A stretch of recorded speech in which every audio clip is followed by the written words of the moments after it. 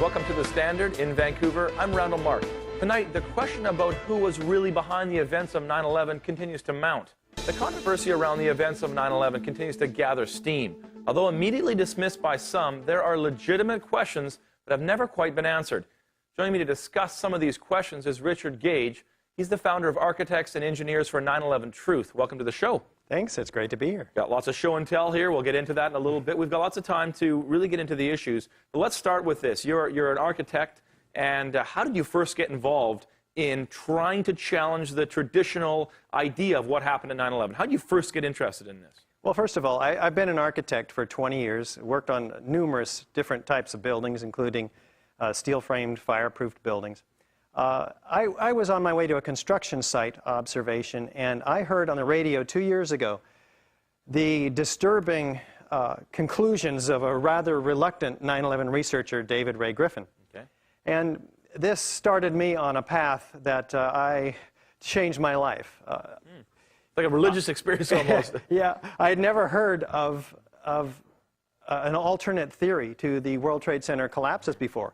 The official theory tells us that the planes entered these buildings, and shortly thereafter, due to fire, the structure was weakened and the building collapsed in a gravitational collapse down to the ground. Well, that's not what Dr. Griffin was talking about. He quoted 118 firefighters, for instance, who were talking about sounds of explosions, flashes of light, explosions visible around the buildings. On the bottom?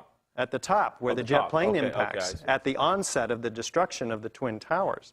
He talked talked these about... are explosions that happened before the plane hit? Is that what they're claiming? Is that the claim? No. Although there are some, there's some evidence to actually support that as well. Oh, okay. We stick with the main event of the collapse of these buildings. So that, I'm a Reagan Republican. I have, this was quite a change of events. So you're not like a Democrat trying to, I'm going to hate on with Bush or something like that? No, no. Okay, so that's how you first, a couple years ago, you got interested in this, you heard some theories, you said, this doesn't line up with what I've been told for all these years.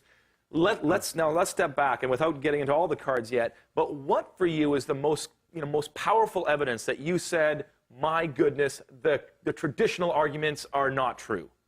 What was the most convincing one? It adds up. I would have to say it's the tons of molten metal, though, found by the ironworkers, the first responders, flowing like lava, they said, in the basements of all three World Trade Center towers. The number 7, Tower 7, is that the one you were Yeah, the one that hardly anybody knows about because it hasn't received any play on the media. 47-story skyscraper collapses in about 6.5 seconds into its own footprint. And then we're told it wasn't hit by a plane. Correct. But they say it was hit by these massive pieces of debris, tons of metal that hit the sides of them. That weakened the structure. Yeah, it did. There's pictures that seem to show that. Indeed. NIST, well, no, actually there's not. There's the facade is clouded with smoke on the south side where we're told all this damage was. Nevertheless, NIST, the National Institute of Standards and Technology, they suggest that this damage was not a consequent factor in the collapse. They call this collapse due to normal office fires in their December 18th update.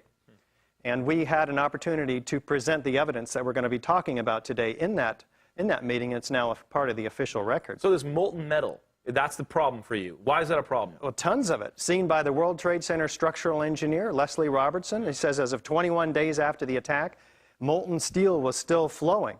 Astani, another structural engineer who had unfettered access to the ground zero, suggests that he saw a melting of girders. In fact, he took photos of these, and we have them in our website, ae911truth.org. And why is that a problem? Why is the melting of the girders problematic for you? Well, because the official story says these are normal office fires. Normal office fires only get to be about 900, 1200 degrees. Right. Maybe 1400 degrees under very, very ideal fuel-air mixture ratios.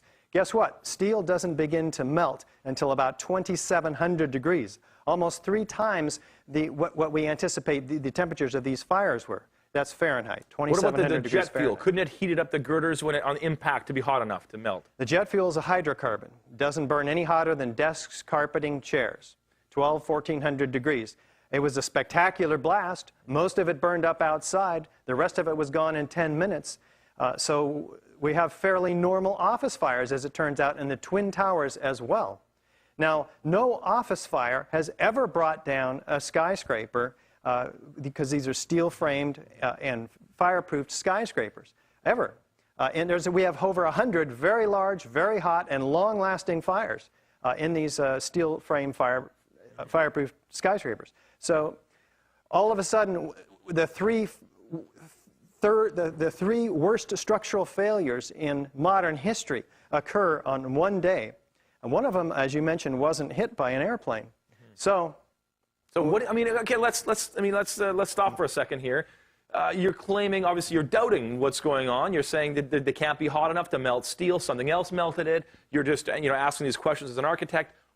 You think, who did this then? Well, we'll get to that. Okay. Because I'm very curious about that. Because where did the molten metal come from? Dr. Stephen Jones, a physicist formerly from Brigham Young University, analyzes the molten metal, a 40-pound chunk sent to him. He finds that it has aluminum, iron. It's not steel because it has very little chromium. So we're not talking about melted structural steel. We're talking about molten iron, which is the byproduct of thermate. Of what? Thermate. Thermite. There's okay. thermite and there's thermate. Thermate is with added sulfur, lowers the melting temperature of steel. Sorry. It's okay. The point is that he finds the chemical evidence of thermate, iron, aluminum, sulfur, and manganese and potassium, and fluorine as well, in the ends of the beams, which the first responders and iron workers said were dripping with molten steel. He finds the evidence of this thermite cutter charge used by the military. Okay, cutter charge. Now you're talking about something that's man-made. Let's get back to that right after this break. Possible man-made cutter charges, World Trade Center? We'll see right after this break.